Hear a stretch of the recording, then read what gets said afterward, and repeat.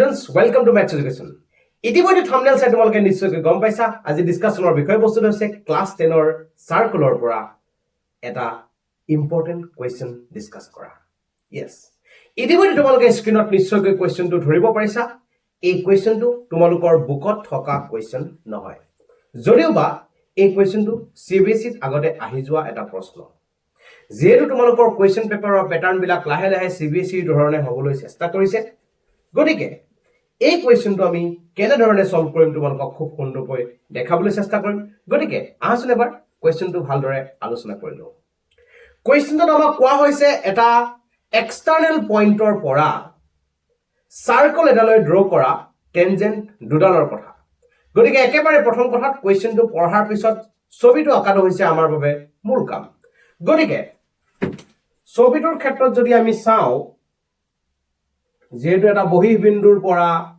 বৃত্তটোলৈ অঙ্কন কৰা টেনজেন্টৰ কথা কোৱা হৈছে গতিকে মই বিবেচনা কৰিছো আমাৰ বাবে বহিঃ বিন্দুটো হৈছে পি আৰু পিৰ পৰা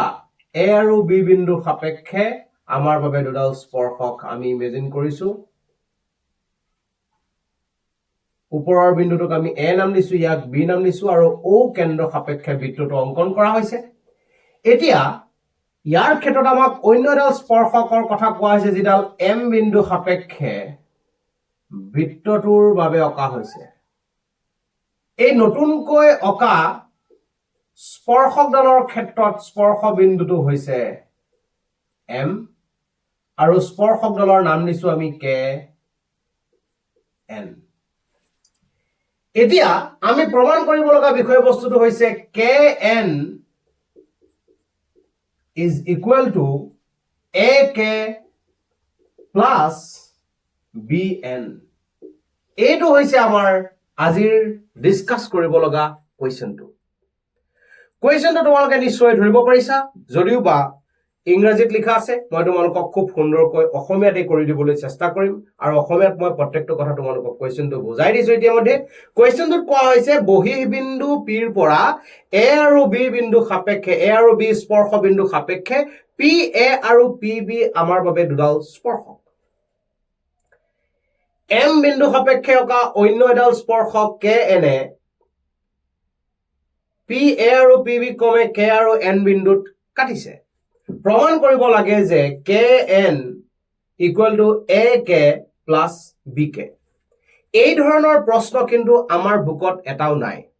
যেনেদৰে যোৱাবাৰ আমি বুকত থকা কোৱেশ্চনৰ প্যাটাৰ্ণত এ পিৰ পৰা এটা কোৱেশ্চন অহা দেখিলো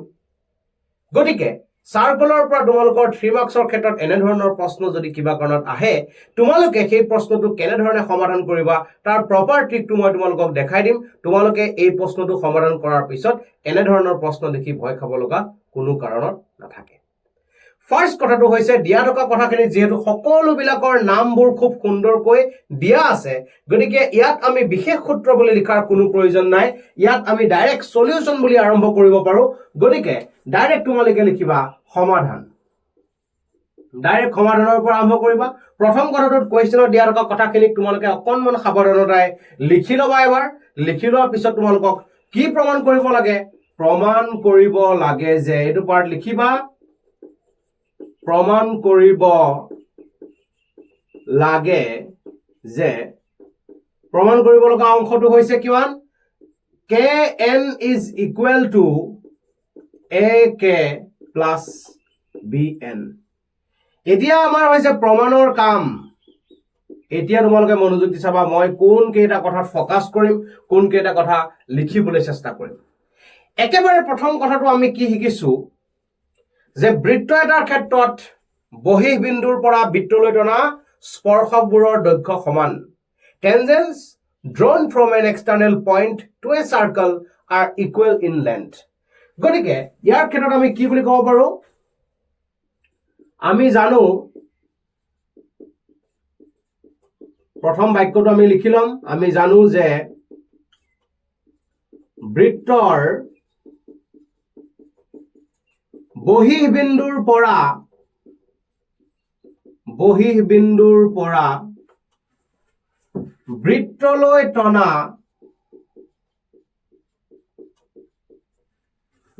স্পৰ্শকবোৰৰ স্পৰ্শকবোৰৰ দৈৰ্ঘ্য সমান সেয়েহে যেহেতু আমি গম পালো যে বৃত্ত এটাৰ বহিঃ বিন্দুৰ পৰা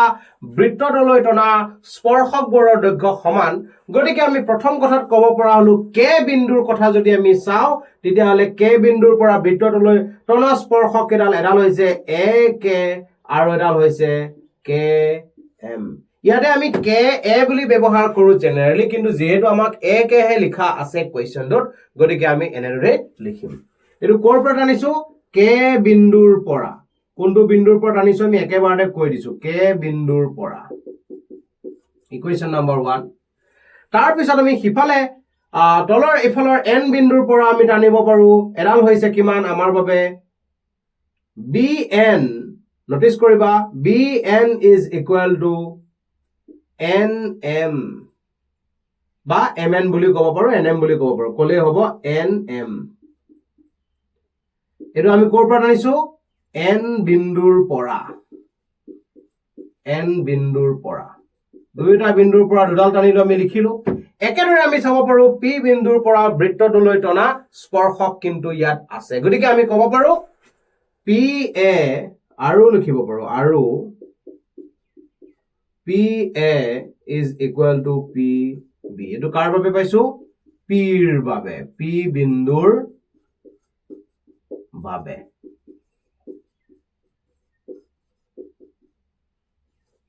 তিনিওটা আমাৰ বাবে ৰেডি হ'ল এতিয়া আমাক প্ৰয়োজন কি আছে প্ৰয়োজনৰ অংশটোকে ফোকাস কৰিবা প্ৰয়োজন হৈছে কি এতিয়া kn is equal to kn মানে ছবিয়ে কৈ আছে kn ত কি সোমাই আছে খুব গুৰুত্ব সহকাৰে চোৱা kn বুলি ক'লে আমি ক'ব পাৰো kn মানে হৈছে km plus nm kn বুলি কোৱাৰ লগে লগে চোৱা এইখিনিৰ পৰা আৰম্ভ কৰি এইখিনিলৈ আৰু এইখিনি এই দুটা টুকুৰা লগ লাগি আমাৰ kn ডাল গঠন হৈছে গতিকে kn equal to km plus nm বুলি আমি খুব সুন্দৰকৈ লিখি ললো